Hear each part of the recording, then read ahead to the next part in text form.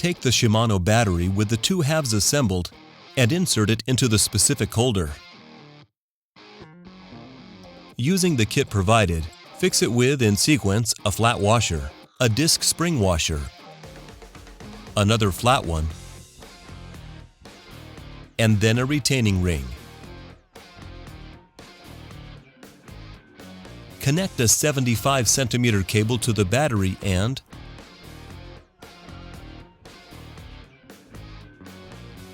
using a bent rod, insert it in the down tube through the head tube.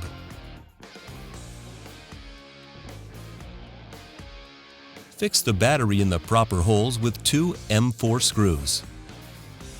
Using a magnet, insert the battery cable into the frame and take it out from the hole situated under the bottom bracket.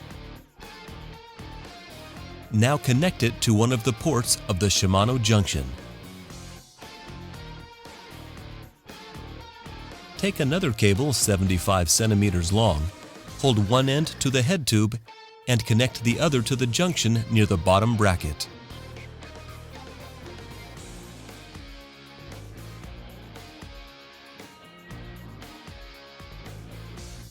Take a 25 centimeter cable, insert it from the hole below the bottom bracket, and take it out from the hole on top of the bottom bracket.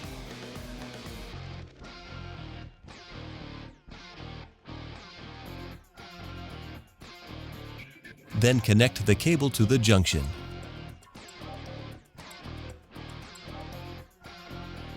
Take another cable 60 centimeters long,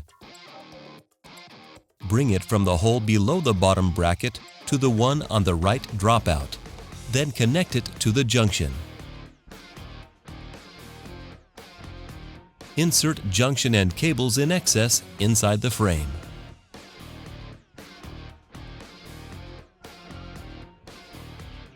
Fix the bottom bracket shell with an M4 screw. To assemble the handlebar in Team Sky version, disassemble the original Shimano Dura Ace Di2 brake levers, unscrewing the 3 screws.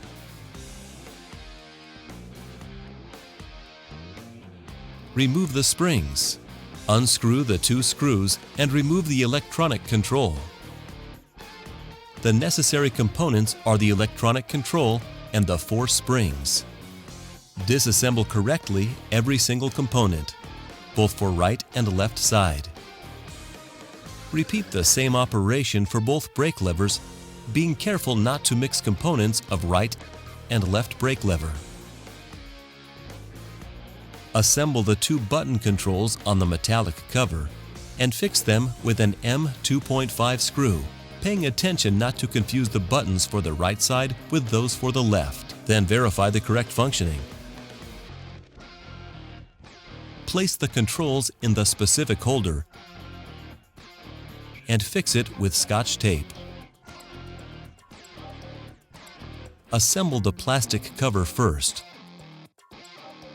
then the 2 small springs with rubber facing the electronic control, then the 2 big springs. Finally, place the cover with the buttons and fix in place with the M2.5 screws. Check the correct functioning of the controls.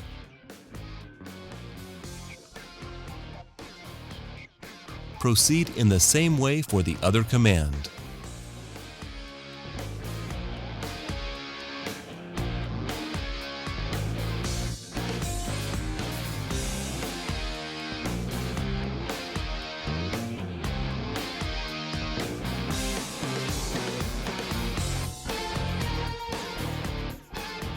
Pass the cable of control from the frontal hole on the handlebar to the hole on the right side of the stem.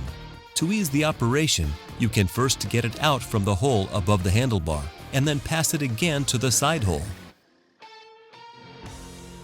Do the same for the left side. Using a metallic cable, insert the rear brake housing from the frontal hole to the hole on the left side of the stem. Place the ratchet for the housing in the proper hole and complete the assembly of the cable housing.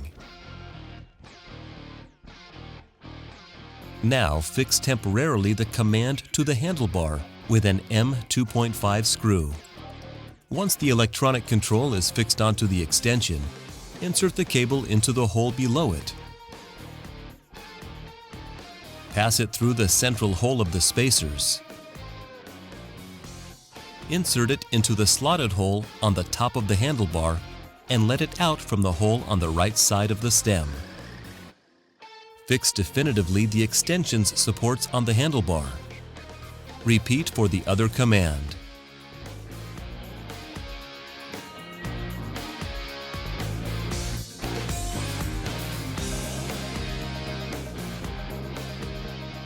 At the end, all electrical wires should get out from the hole on the right side of the stem. Note that, once the assembly is completed, all the electrical cables would pass in the proper slot on the extension's supports.